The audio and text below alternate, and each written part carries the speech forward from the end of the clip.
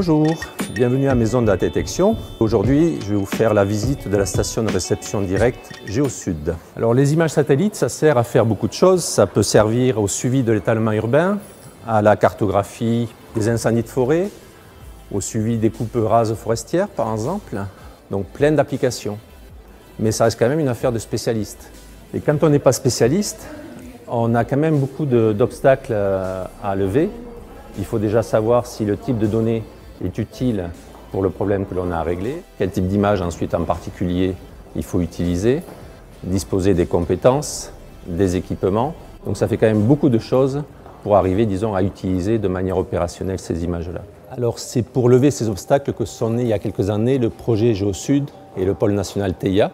Il s'agit de structurer la communauté nationale, à la fois les spécialistes et les non-spécialistes, et de mettre en place une infrastructure de données sur le web qui permet d'accéder à un bouquet d'images complémentaires, donc Spot 6.7, Pléiades, Sentinelle, des archives Spot, et également de proposer des services de traitement en ligne de ces images. Un des équipements majeurs de cette stratégie collective Géosud de TEIA, c'est la station de réception satellitaire directe Géosud qui est basée ici à Montpellier.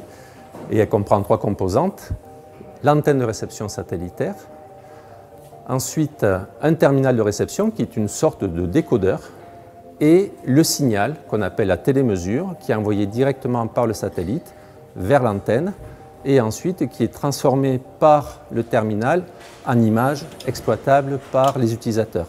Nous sommes devant le terminal de traitement d'image Spot 6.7 qui est composé de plusieurs éléments. Un serveur de sécurité, un lecteur de bande LTO pour la sauvegarde des bases de données, un ensemble de disques durs permettant le stockage lors de la production et pour finir un Blade Center constitué de 11 lames de calcul, ce qui nous permet une production de 200 produits Spot 5.6.7 en 10 heures.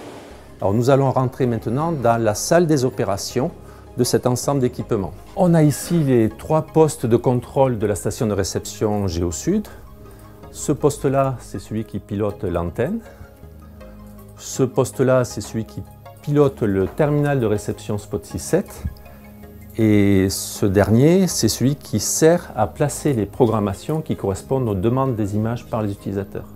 Les premiers satellites qu'on va recevoir à la station Géosud sont les satellites Spot 6.7 qui permettent à la fois de couvrir de grands territoires et de les observer de manière détaillée. Pour un utilisateur, il va faire ce qu'on appelle des demandes de programmation où il va expliquer ses besoins, sur quelle zone, à quel moment, pour quel projet.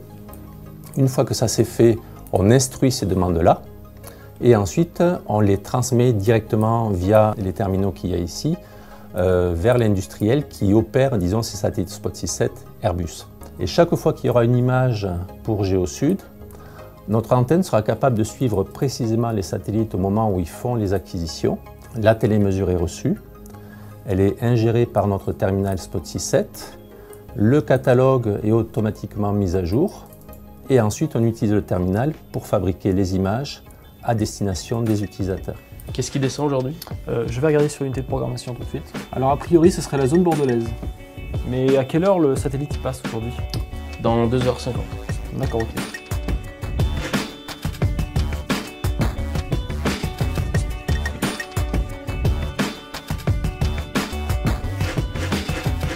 Si l'on se projette dans l'avenir, cet équipement a vocation à accueillir de nouveaux satellites et à servir une communauté encore plus large que celle de Géosud et de TEIA, dans ce qu'on appelle une filière institutionnelle nationale qui réunirait à la fois la communauté scientifique, les acteurs publics et des partenaires privés.